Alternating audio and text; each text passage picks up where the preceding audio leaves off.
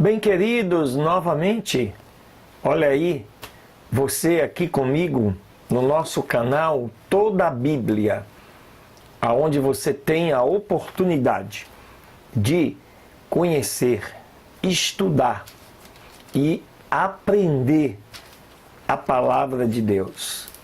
Isso é um canal criado exclusivamente com este propósito, para te abençoar através do estudo e da leitura da palavra de Deus. Por isso, estamos felizes, porque sabemos que vidas estão sendo transformadas, famílias restauradas, pessoas que antes tinham dificuldade no entender, no conhecer da Bíblia, agora podem, com a tranquilidade necessária, poder estudar e aprender da palavra do Senhor. Aproveite, tire suas dúvidas, nos escreva, faça os comentários, se inscreva no nosso canal, né? Marque lá o sininho das notificações, para que quando cada vídeo entre no ar, você receba a informação da notificação, né? Dê um like se você gostou, se não gostou, se tem alguma coisa que precisa mudar e melhorar. Estamos aqui para isto, para aperfeiçoar, para fazer algo que possa te ajudar a alcançar esse objetivo, que é estudar toda a Bíblia em um ano. Amém, queridos? Ó meu Senhor, meu Deus e meu Pai, muito obrigado. Obrigado, Senhor, pelo milagre da comunicação, da internet, deste meio de canal que possibilita que em qualquer lugar deste planeta, qualquer pessoa possa estudar, ler e aprender do Senhor Jesus, do nosso Deus, em relação à sua palavra, a Bíblia Sagrada. Oramos agradecidos em nome de Jesus. Amém.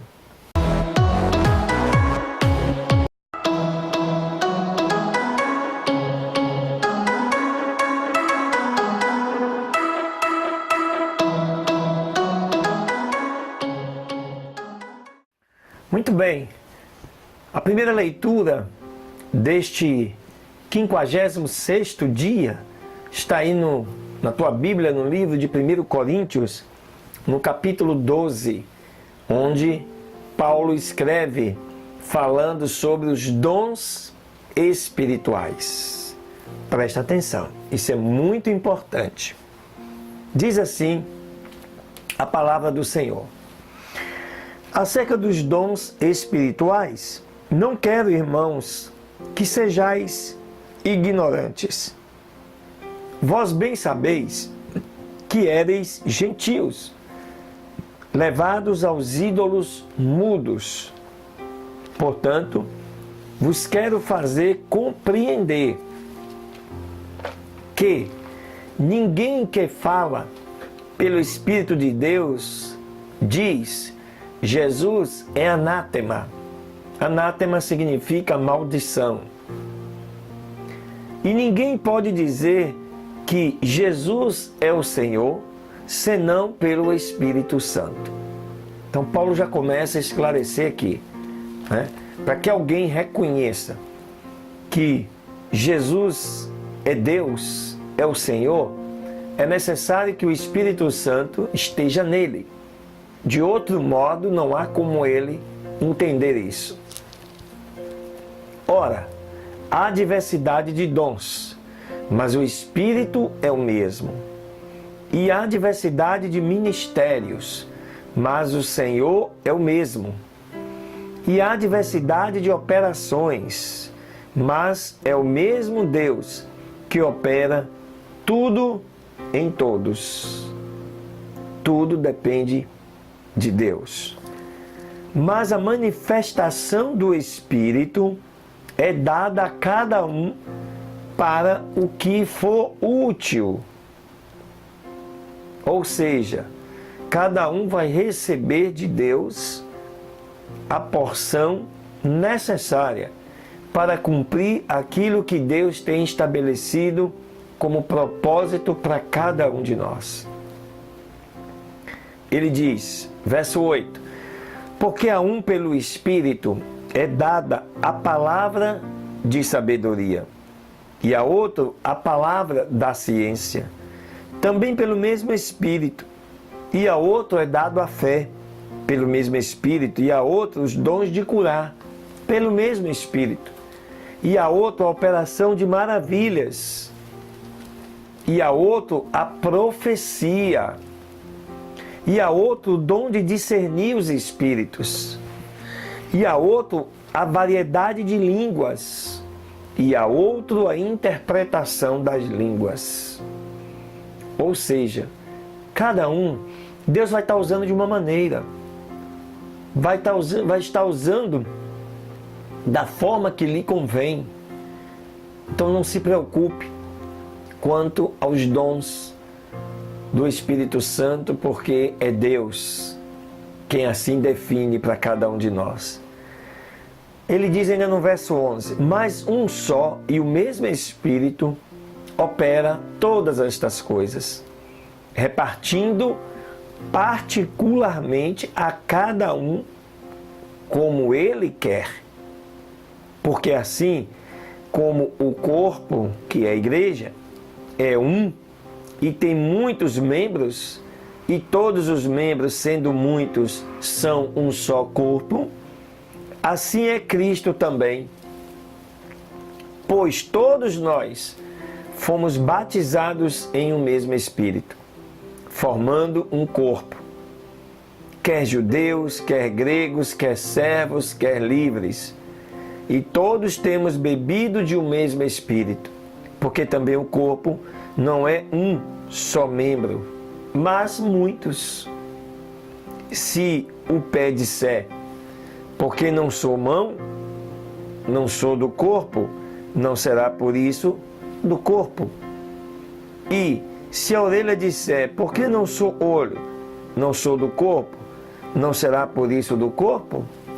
Se todo o corpo fosse olho, onde estaria o ouvido? Se todo fosse ouvido, onde estarias o olfato? Mas agora Deus colocou os membros no corpo, cada um deles como quis. E se todos fossem um só membro, onde estaria o corpo? Assim, pois, há muitos membros, mas um corpo.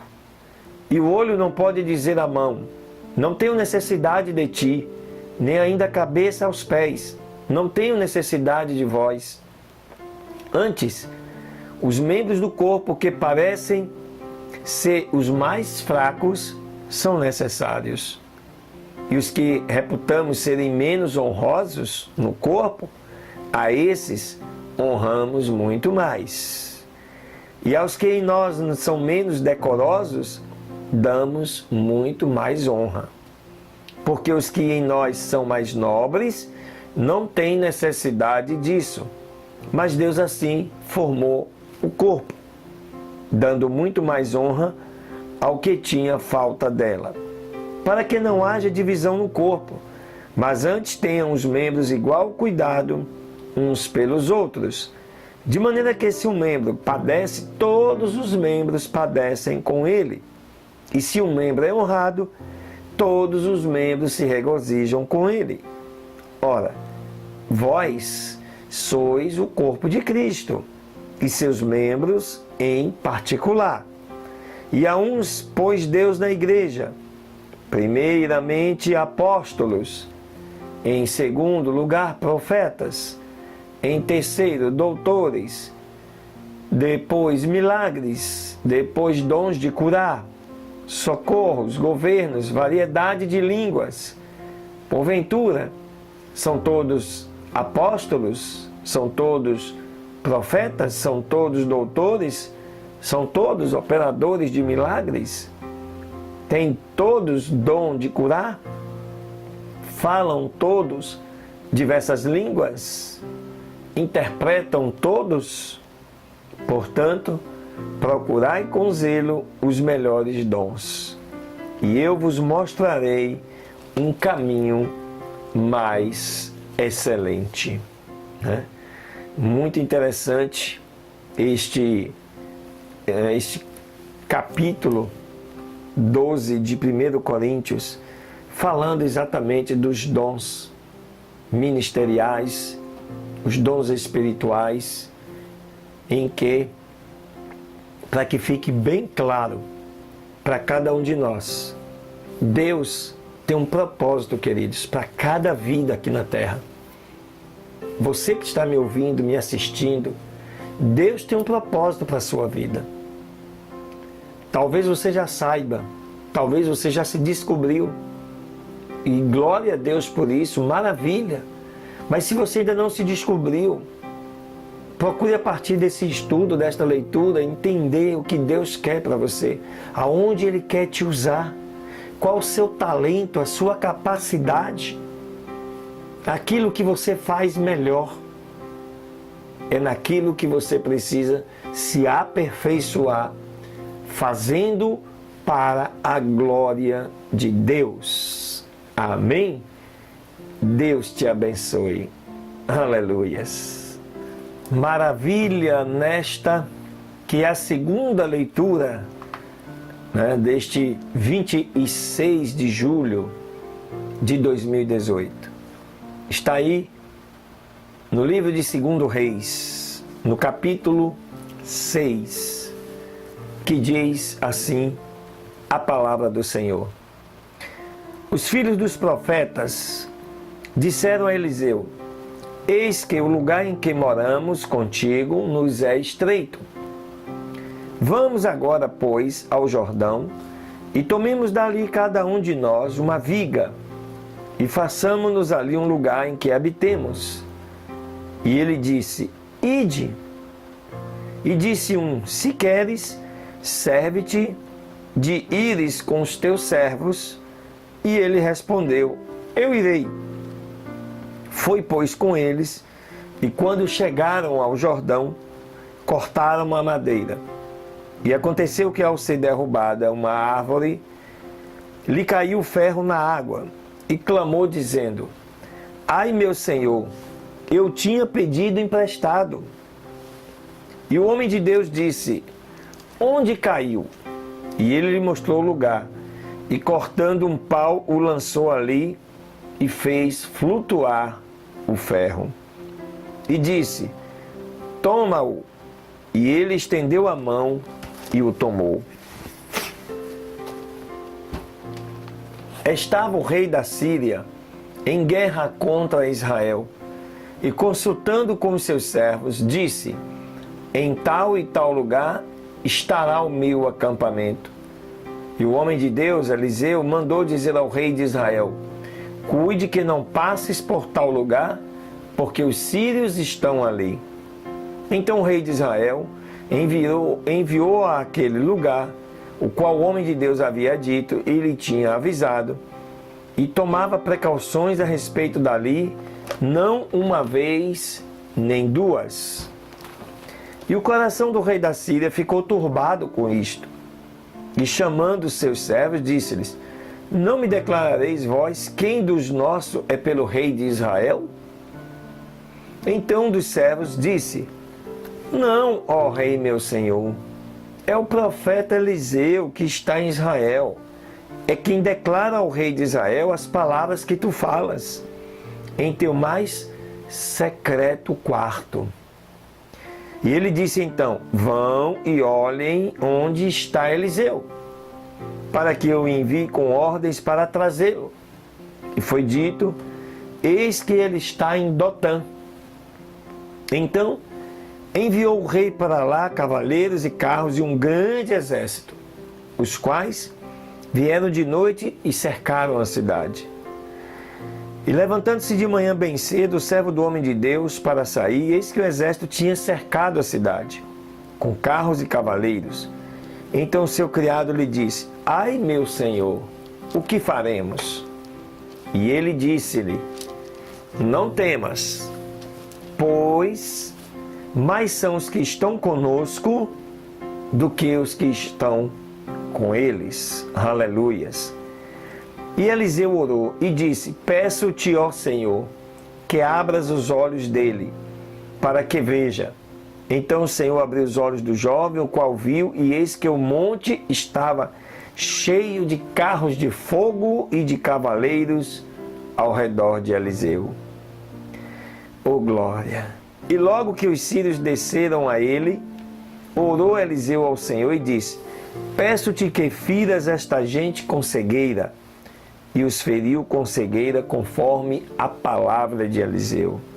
Depois lhes disse Eliseu: o caminho não é este, nem é esta cidade.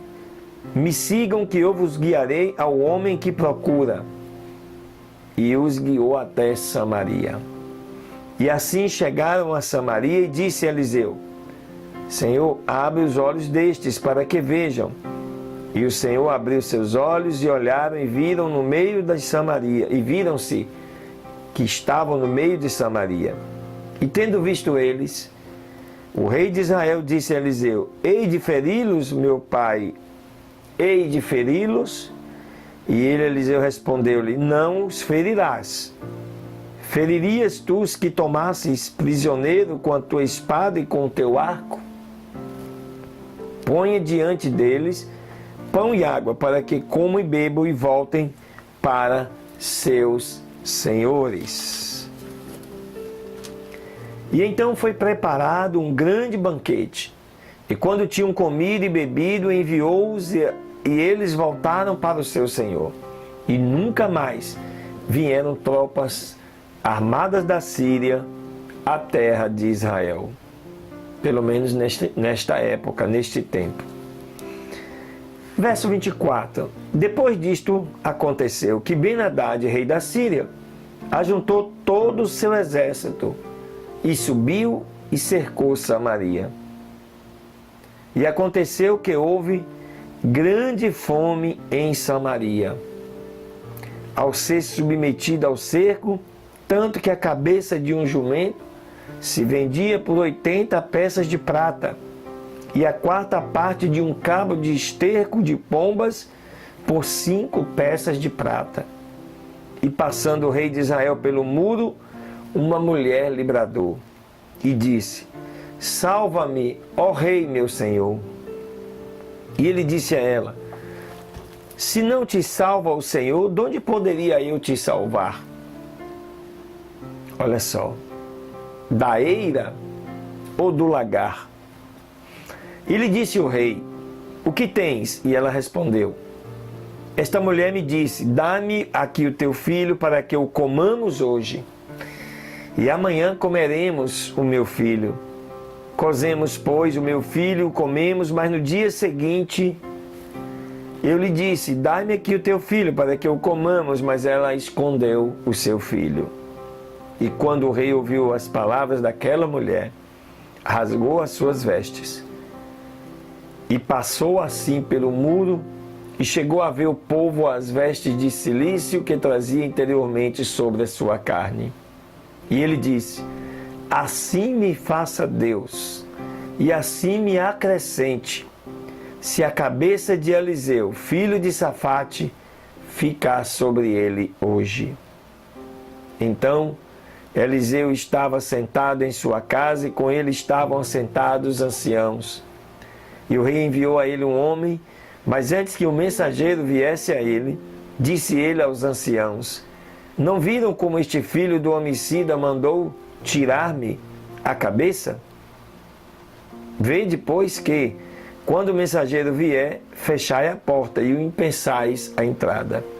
Não vem, pois, atrás dele o ruído dos pés de seu senhor? E estando ele falando ainda com eles, eis que o mensageiro descia a ele. E ele disse: certamente este mal vem do Senhor. O que mais poderia eu esperar do Senhor? Né? O rei estava chateado com Eliseu, porque Eliseu levou aquela tropa exatamente para a cidade de Samaria, e lá deu comida, fez banquete, liberou o povo. Depois o rei da Síria veio e cercou a cidade.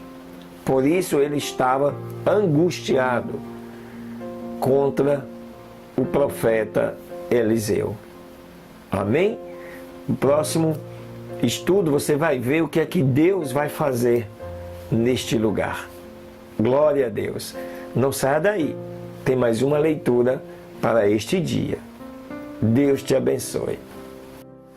Maravilha, seguindo e prosseguindo no estudo e no conhecimento da Palavra de Deus. Hoje, queridos, vamos iniciar mais um estudo de um livro dos profetas que estão na Bíblia. Profeta Jonas.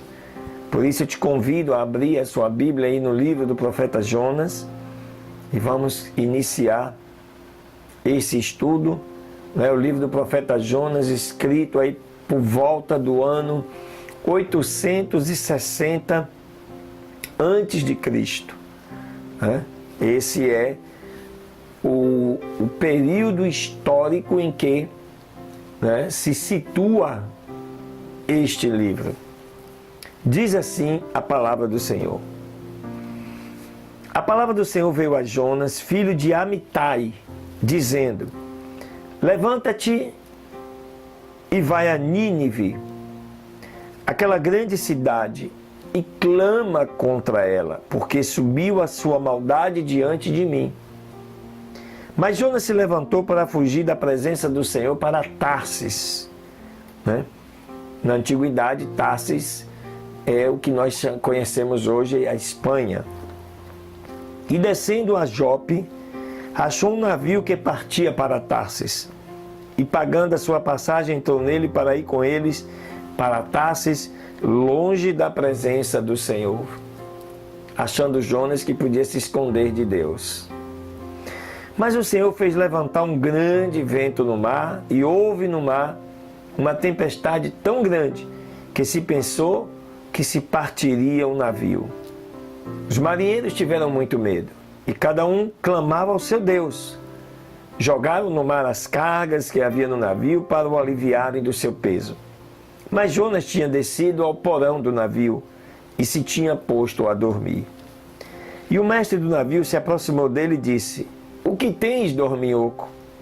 Te levanta e clama ao teu Deus, possivelmente ele terá compaixão de nós e não pereceremos. Enquanto todo mundo estava chamando pelos seus deuses, Jonas estava lá tranquilo. E disseram cada um ao seu companheiro: vinde e lancemos sortes, para que saibamos por causa de quem nos sobreveio este mal. E lançaram sortes, e a sorte caiu sobre quem? Jonas. Então lhe disseram eles: nos declare tu agora por que motivo nos sobreveio este mal? Que ocupação é a tua? De onde vens? Qual é a tua terra? De que povo és tu? E ele lhes respondeu: eu sou hebreu e temo ao Senhor, o Deus dos céus, que fez o mar e a terra. E aqueles homens então temeram sobremaneira e lhe disseram: por que tens feito tudo isto? Porque aqueles homens sabiam que fugia da presença do Senhor, pois ele os havia declarado. E lhe disseram: o que faremos contigo para que o mar se nos aquiete? Porque o mar se ia enfurecendo cada vez mais. Ele então lhes respondeu: tomai-me e lançai-me ao mar, e o mar se vos aquietará. Porque eu sei que por minha causa vos sobreveio esta grande tempestade. E aqueles homens remavam para fazer voltar o navio à terra, mas não puderam, porque o mar ia se enfurecendo cada vez mais contra eles. Então clamaram ao Senhor e disseram: rogamos-te agora ao Senhor que não pereçamos pela vida deste homem, e nem ponha sobre nós o sangue inocente, porque tu, Senhor, fez como quiseste. E tomaram a Jonas e o jogaram ao mar, e o mar se aquietou do seu furor. E temeram aqueles homens ao Senhor com grande temor, e ofereceram sacrifício ao Senhor e fizeram votos. Mas o Senhor havia preparado um grande peixe para que tragasse a Jonas, e esteve Jonas no ventre do peixe 3 dias e 3 noites. Aqui começa a saga de Jonas, o profeta Jonas, que foi enviado por Deus para levar a sua palavra a uma nação, a um povo, o povo de Nínive, para que aquele povo fosse salvo da ira de Deus. Mas era um povo de dura cerviz, e Jonas não queria, e Deus levou Jonas ainda que ele não quisesse. Sabe por quê, queridos? Porque Deus é o dono da minha vida e da sua vida. Aquilo que Deus já escreveu para mim e para você, não adianta você fugir. Vai acontecer. Foi assim comigo. E não é diferente com todos aqueles que têm uma experiência com Jesus Cristo. Porque Ele quer o melhor para mim e para você. Nos acompanhe e você verá o final desta história. O final do poder de Deus sobre a vida de Jonas e sobre todo um povo que outrora estava perdido, mas com a palavra de Jonas chegaram a se converterem e não mais praticarem o mal. Amém? Aleluias! Glória a Deus! Estou muito feliz. E por isso eu quero agradecer ao nosso Deus por esse projeto, por nos ter abençoado de maneira poderosa até este momento, e tenho certeza que vai continuar nos abençoando, para que assim esta palavra e os estudos aqui colocados neste canal, toda a Bíblia, possa mudar vidas, transformar pessoas e fazer com que a palavra de Deus seja conhecida e seja obedecida. Porque assim diz a palavra do Senhor: o obedecer é melhor que o sacrificar. Amém, queridos? Um beijo no seu coração. Deus te abençoe poderosamente.